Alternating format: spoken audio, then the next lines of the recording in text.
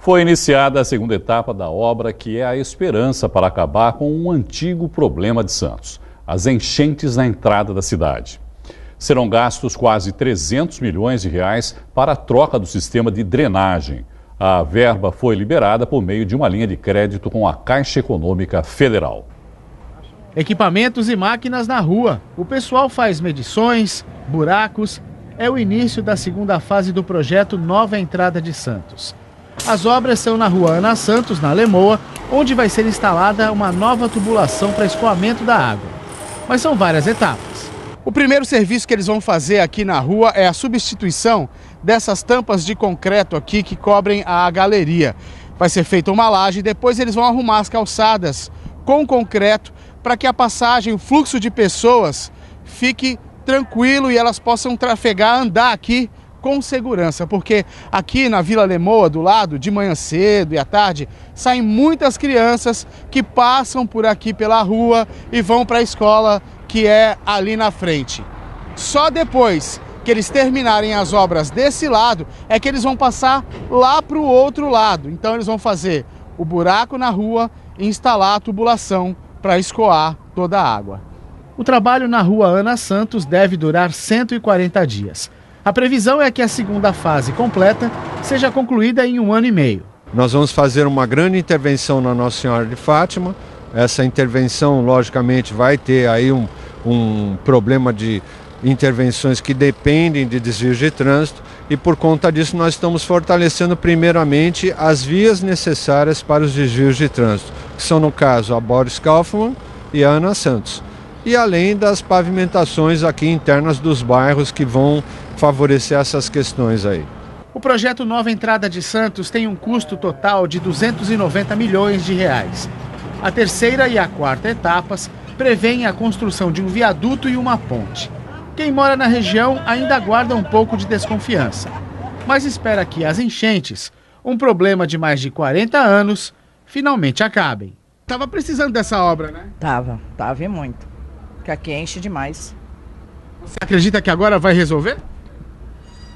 Espero que sim, né? Espero que sim, nego. A gente espera que isso aqui melhore.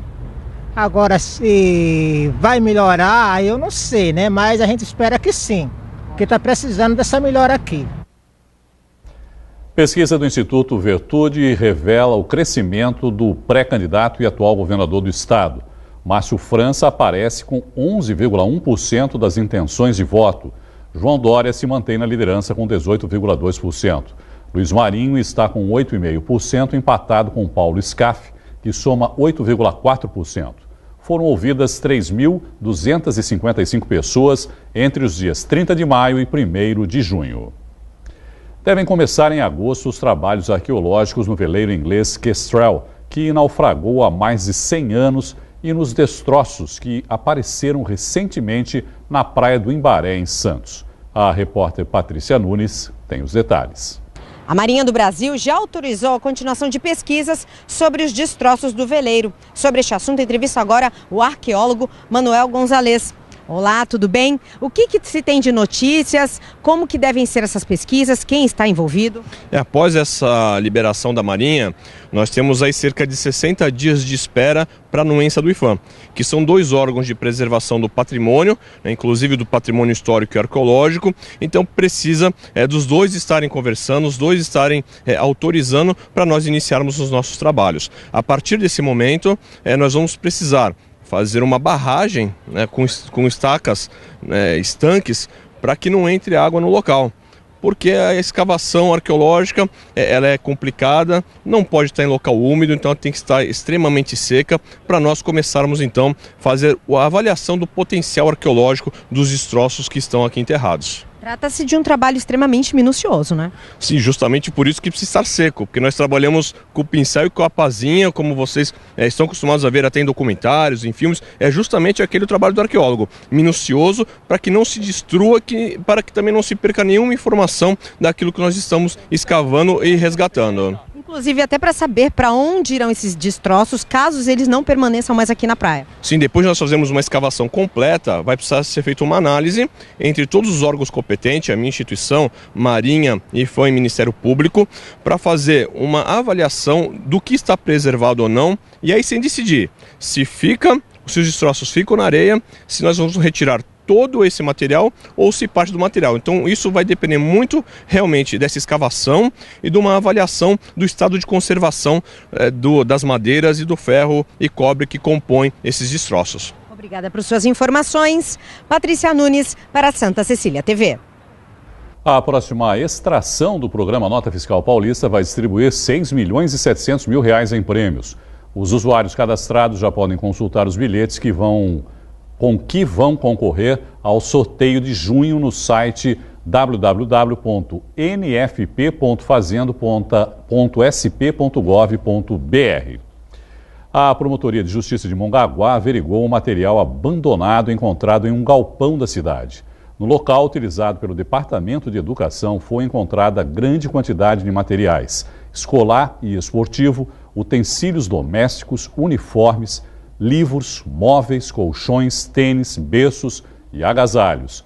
A Prefeitura deve realizar um mutirão para fazer o levantamento e catalogar o material. Além disso, estuda possíveis medidas jurídicas. O ex-presidente Luiz Inácio Lula da Silva depôs hoje como testemunha de defesa do ex-governador do Rio, Sérgio Cabral. Esse é um dos assuntos do Brasil em 1 minuto. Durante o depoimento por videoconferência, Lula disse que não houve compra de votos para a escolha do Rio para sediar as Olimpíadas de 2016. Condenado por corrupção e lavagem de dinheiro, o ex-presidente está preso na Polícia Federal em Curitiba desde 7 de abril. O manuseio inadequado de fogos de artifício levou à internação mais de 5 mil pessoas no país entre 2008 e 2017. O levantamento do Conselho Federal de Medicina. O órgão vai colocar em prática ações de alerta sobre os riscos de acidentes e queimaduras durante as festas juninas e Copa do Mundo.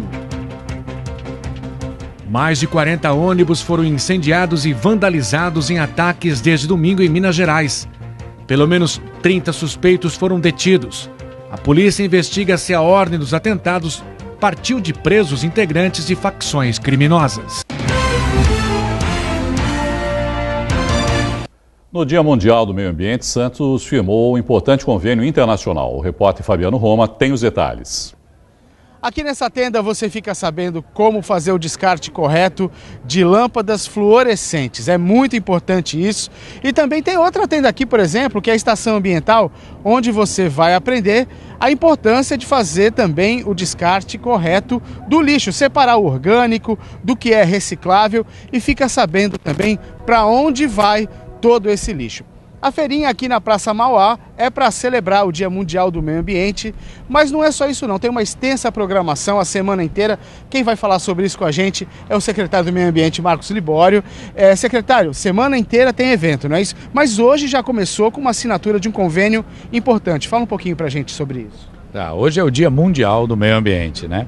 E a cidade de Santos hoje celebrou um convênio com um instituto internacional, com sede na Áustria, para a identificação dos resíduos que estão presentes no oceano, no mar, aqui em Santos, para ações em terra. Como que a gente faz, né, para capacitação técnica de todo mundo que trabalha nessa cadeia logística de resíduos, para que possa melhorar e evitar a presença desses resíduos no oceano. Este convênio trata exatamente disso, de uma capacitação técnica dos agentes públicos, agentes privados, de como a gente melhora toda essa cadeia logística. Ótimo. E da programação tem evento no Jardim Botânico, tem bastante coisa. Tem evento nos parques municipais, pode consultar no site da Prefeitura, que tem lá toda a programação. O tema é Oceano Livres de Plásticos, então a gente tem empenhado esforços nesse sentido.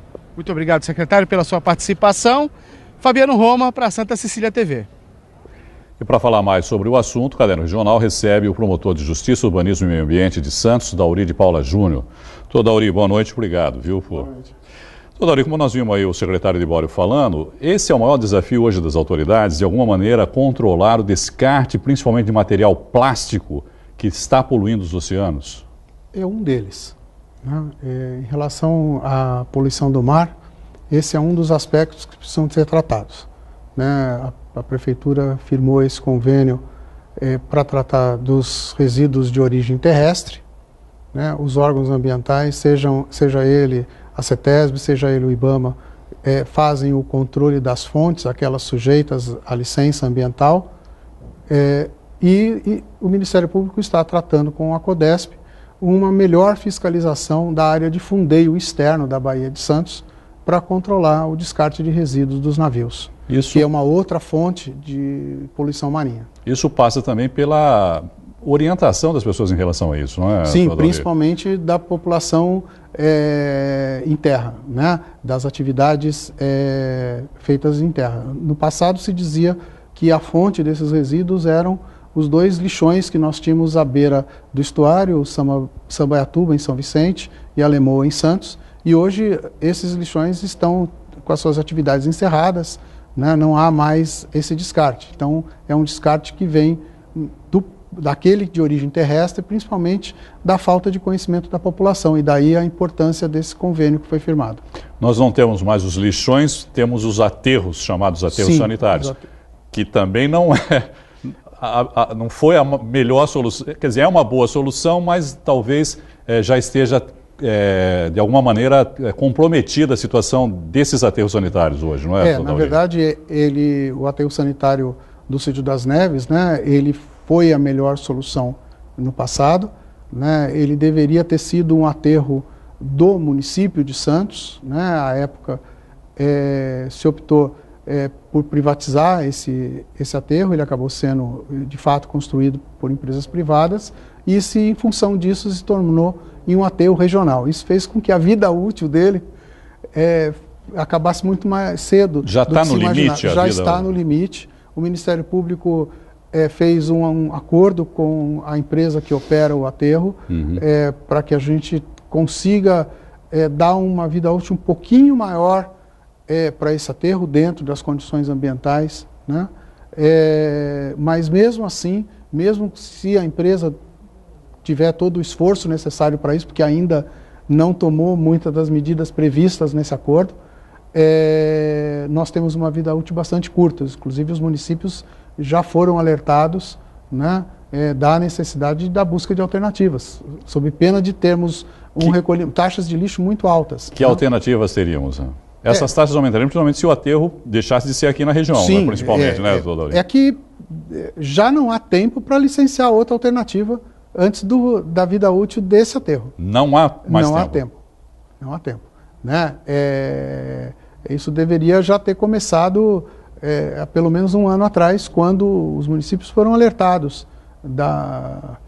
de que o aterro estava já com a sua vida útil comprometida. Encerrando, né? essa vida útil, aí no caso teria que ser dirigido para outro local, para outro aterro, que não esse, ou para outra alternativa de disposição. Né? Mas que outra alternativa existiria? Já se falou aí em queimar esse lixo? Existem, na verdade, me parece, aí é uma opinião pessoal, né, e eu não sou técnico, claro, que não existe uma alternativa única, e sim o que é uma alternativa onde o local que recebe o resíduo utiliza diversas técnicas, né, para poder reciclar, para poder destruir, para poder transformar os resíduos que ali chegam. Né? Não existe uma solução mágica, né? Mesmo... Talvez seja a melhor alternativa, né, doutor Dori, para não se prender em uma solução, como foi o Sítio das Neves, né? Sim, que acabou se exaurindo rápido demais. Era a melhor solução, hoje já não é. Muito demais. Se falou em incineração, mas incineração, para se fazer incineração bem feito, é carésimo. Né? Tudo que se está falando em incineração aqui é tecnologia já ultrapassada. Né? As tecnologias que garantem a qualidade do ar são tecnologias muito caras. Né? Precisaria um investimento público bastante grande, porque o privado dificilmente vai conseguir fazer um investimento dessa natureza. Sem contar que nós também temos um problema a crescer em relação ao resíduo, né? O fato de estarmos numa região muito úmida e num clima tropical. O grau de umidade do nosso resíduo é muito grande, o que dificulta o emprego de várias técnicas. Nós falamos da importância da participação da população, da conscientização. Em relação ao lixo, é muito importante, como já dissemos, mas, por exemplo, o usuário, né, o cidadão, separa o lixo dele. Aí o poder público faz a parte dele e destinando esse lixo para os devidos locais, doutor Dauri, porque não adianta também eu separar meu lixinho lá em casa e depois, eu já vi várias vezes, por exemplo, passar o caminhão do lixo, juntar tudo aquilo e jogar no caminhão do lixo. Então... na verdade, quando se faz a separação, é necessário que essa separação seja destinada ao lixo limpo, né? Nós não temos um sistema de coleta diário de material reciclado, né? O nosso sistema de coleta é o lixo geral diariamente, né? E que passa, recolhe tudo, joga no caminhão e leva, esse vai para o aterro. Vai para o aterro, passa por um processo de separação mínimo, mas vai para o aterro, né? É isso que precisa ser eliminado, né? A Política Nacional de Resíduos Sólidos, ela preconiza exatamente isso, a diminuição da geração, a reciclagem, até se chegar para eventual aterro apenas daquela sobra, da última sobra do resíduo, depois que ele passou por todos os processos. Que não tem mais... Não, mesmo orgânico, ele tem processos de compostagem, tem processo de incineração, tem processo de tocha de plasma, existem N tecnologias, né, que devidamente conjugadas e licenciadas se consegue uma boa alternativa.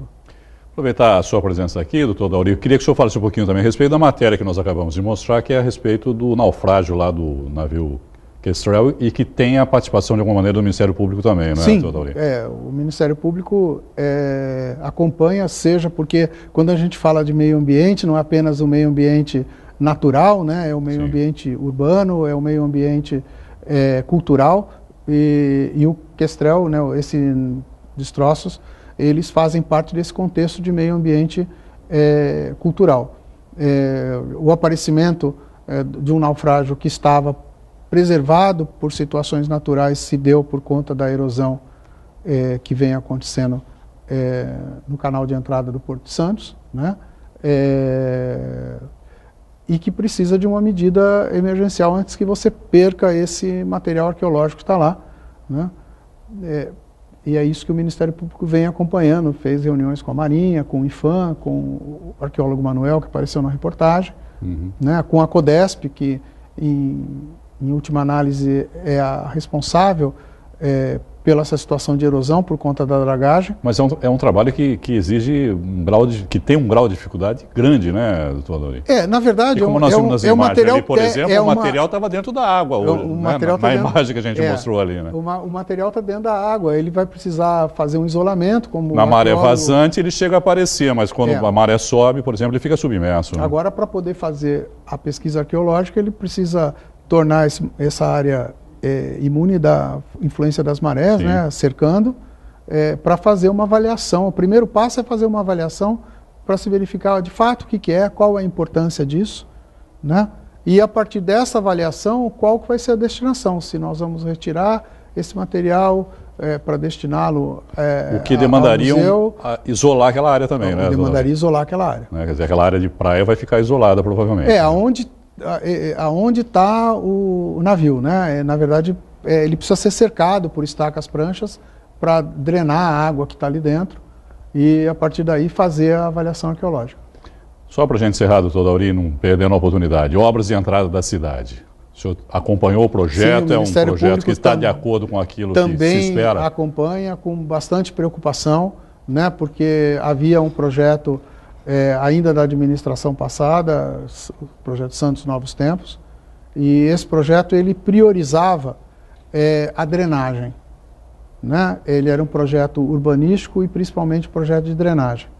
E esse projeto ele foi alterado ao longo do tempo, tanto que ganhou um novo nome agora, a entrada da cidade, e ele tem um viés muito mais de tráfego, de resolução dos problemas de tráfego, do que...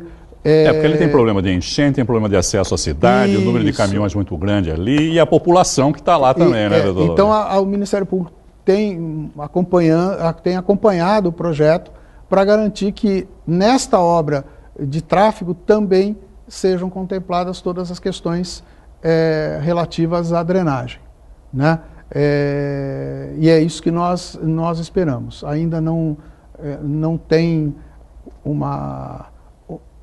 como se colocou na reportagem, são fases, né? Nós estamos avaliando se esse faseamento da obra vai resolver o problema, pelo menos aquele problema mais emergencial, nas primeiras fases, e não uma inversão de se fazer primeira obra para o tráfego, porque piorar, isso poderia eventualmente, inclusive, agravar a situação das enchentes ali. Doutor Daurinho, muito obrigado, viu, mais uma vez pela entrevista. Uma boa noite para o senhor. Boa noite para você também. Falar de futebol, o Santos se prepara para o clássico contra o Corinthians pelo Campeonato Brasileiro. O jogo acontece amanhã às 9 da noite em São Paulo. Hoje, o elenco do Peixe treinou no CT Rei Pelé. Autor de 3 gols na partida contra o Vitória, o atacante Rodrigo fez uma análise do próximo adversário e do momento vivido pelo Santos, que ocupa o 15º lugar na competição. Mas a gente tem total confiança em todos os jogadores do grupo. A gente se fechou essa semana falando que a gente precisava sair dessa situação e que começava agora no jogo contra o Vitória, né? Eu creio que já começou, a gente conseguiu uma vitória muito boa e preparou bem a gente para o clássico, até pela derrota do Corinthians também. Independente do adversário que a gente for pegar, a gente tem que sempre pensar em ganhar, porque a gente é o Santos e o Santos tem que sempre ganhar, independente de estar abaixo da gente ou não, a gente vai sempre entrar para ganhar. E acho que se ganhar do Corinthians também, aí já para toda a falação, todo mundo falando besteira. Então a gente vai dar o nosso melhor para ganhar do Corinthians, para ver se para um pouco dessa falação. O favoritismo fica até pro lado do Corinthians nesse momento que estamos vivendo, pela classificação na tabela também. Mas a gente chega muito preparado e muito confiante para esse clássico. E o segundo maior artilheiro da história do Santos, depois de Pelé, participou hoje do programa Baixada Esporte. Ele também conversou com o repórter Carlos Lopes.